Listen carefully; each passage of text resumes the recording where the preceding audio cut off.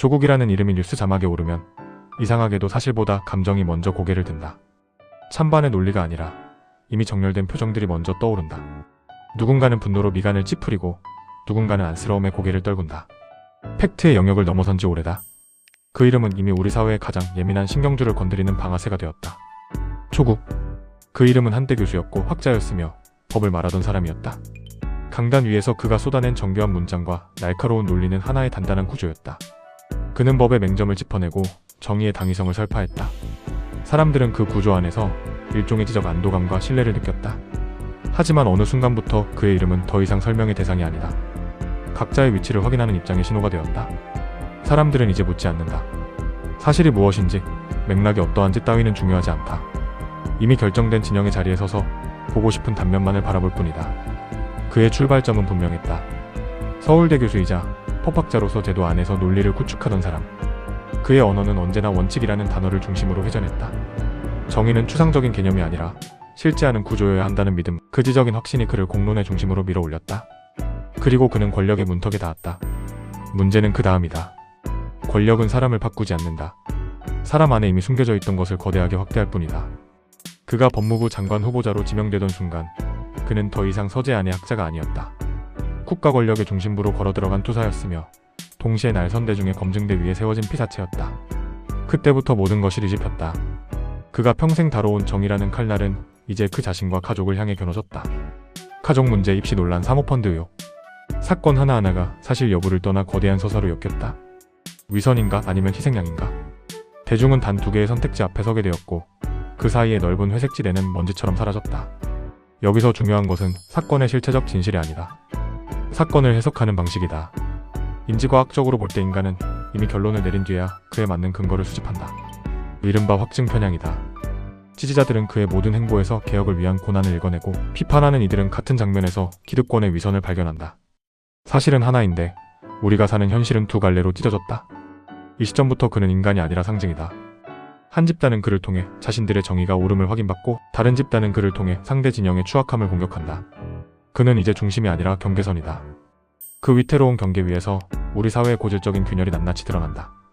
엘리트에 대한 불신, 공정성에 대한 병적인 집착, 그리고 기회의 분배를 둘러싼 억눌린 분노들. 그 모든 감정의 부채가 그의 이름 위에 켜켜이 쌓여간다. 그래서 그를 둘러싼 법적 절차는 단순한 재판이 아니다. 하나의 사회적 의식 리추얼에 가깝다. 누군가에게는 정의의 회복이지만 누군가에게는 잔혹한 정치적 탄압일 뿐이다. 흥미로운 것은 그 이후의 행보다. 정치에 직접 몸을 던진 순간 그는 선택을 끝냈다. 이제 더 이상 중립은 없다. 정치는 설명하는 자가 아니라 편을 가르고 세력을 모으는 자가 살아남는 공간이다. 그는 기꺼이 그 폭풍 속으로 들어갔다. 환경이 바뀌면 언어의 결도 달라진다.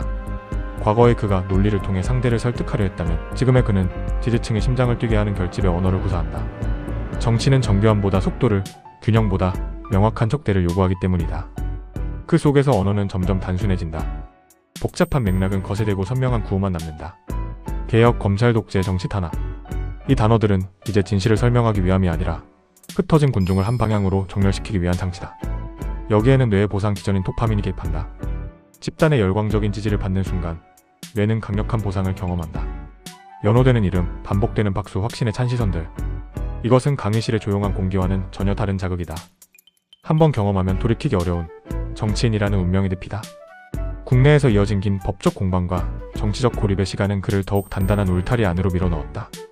외부의 비판은 소음이 되고 내부의 지지는 유일한 생존 구조가 된다. 그 울타리는 안전하지만 동시에 시야를 제한한다. 결국 하나의 세계가 완성된다. 그 안에서는 모든 모순이 일관성을 얻고 모든 비판은 정당한 방어 기제로 치환된다. 그렇게 세계는 단순해진다. 나는 개인적으로 양당제라는 고착된 구조를 신뢰하지 않는다. 두 개의 축이 모든 것을 흡수하는 블랙홀 같은 구조는 우리의 사고를 빈곤하게 만든다. 복잡한 사회를 단 두 개의 선택지로 환원하는 순간 생각의 가능성은 급격히 줄어든다. 그런 의미에서 조국 신당의 출현은 하나의 의미 있는 균열이다. 그것이 도덕적으로 완벽해서가 아니라 고착된 양당 체제를 흔들고 새로운 정치적 상상력을 강요한다는 점에서 그렇다. 지지와 비판을 떠나 묻게 된다. 정치는 정말 둘 중 하나여야만 하는가? 이 질문이 시작되는 순간 변화는 이미 시작된 것이다.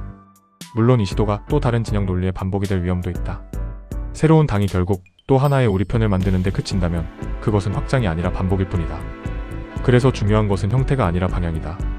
그가 든 깃발이 단순한 대립의 확장일지 아니면 낡은 판을 깨는 쇠빙선이 될지 아직은 흐릿하다.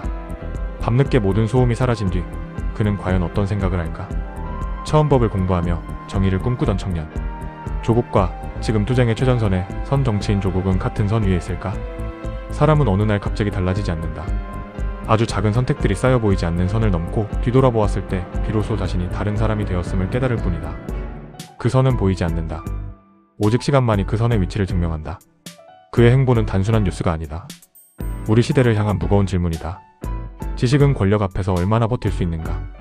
정의는 집단의 함성 속에서 얼마나 제 형태를 유지할 수 있는가? 그리고 우리 사회는 얼마나 다양한 선택을 허용할 준비가 되어 있는가? 강단 위의 언어와 책 속의 문장들은 여전히 그의 뼈 속에 남아있을 것이다. 그래서 그는 단순한 정치인이 아니다. 지워지지 않는 과거와 멈출 수 없는 현재가 격렬하게 충돌하는 하나의 거대한 장면이다. 우리는 그 장면을 보며 우리 자신을 본다. 어디까지가 나의 신념이고 어디서부터가 구조가 만든 환상인가? 그 질문이 끝나지 않는 한 조국이라는 이름의 이야기는 결코 마침표를 찍지 못한다. 마지막으로 한 가지 바람을 보탠다. 이 정치적 시도가 단순한 진영의 확장이 아니라 얼어붙은 판을 깨고 나아가는 쇠빙선이 되었으면 한다. 기존의 거대 정당과는 다른 결로 비슷한 곳을 보더라도 다른 방식으로 길을 내는 단단한 정당. 속도를 맞추기보다 방향을 새로 내는 쪽 말이다. 그게 가능하다면 지금 우리가 보고 있는 이 고통스럽고 복잡한 장면도 조금은 다른 의미로 역사에 남을 수 있다.